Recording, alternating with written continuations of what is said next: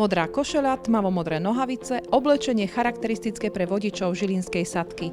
Toto je 12 chlapov, ktorí bez nehody najazdili milióny kilometrov. Niektoré spoločnosti od tejto tradície už upustili, ale my si myslíme, že teda týmto spôsobom treba oceniť tú vernosť firme. No ja som chcel byť šoférom už malička, takže mne sa ten detský sen splnil. Byť vodičom autobusu je poslaním. Aspoň takto vidia chlapi, ktorí si za volant teraz modrého autobusu sadajú desiatky rokov.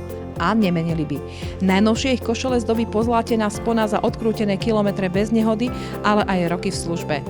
Lacko najradšej spomína na obdobie, keď sa najskôr musel presvedčiť, či mu pod autobusom nespí miestny obyvateľ. Keď išiel z krčmy, tak on to vešol vždycky pod motor, pod RTOčku, alebo vešol nám do vlečky.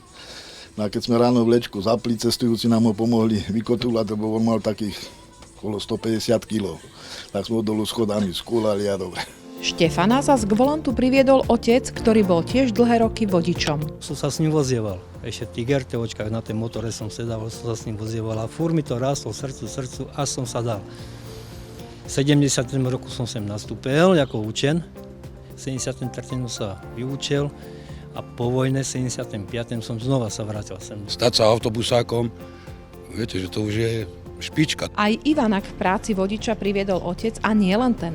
Za volantom autobusu sedával aj jeho brat. Ivan vo svojom živote prežil aj obdobie bez práce a práve preto si tú svoju nesmierne cení. Tak ma to chytilo a som tam dodnes. Viem, čo je to bez roboty a preto mne nerobí vôbec problém ráno stávať. Radšej ráno stanem o 3:00, ale viem, že idem do roboty. Povolanie vodiča je veľmi náročné, to znamená, keď iní ešte spia, vodič už stáva, keď iní líhajú do postele, vodič ešte jazdí. To znamená, že toto povolanie z hľadiska času je veľmi náročné. Vodič je v robote neraz 12, 16, 18 hodín.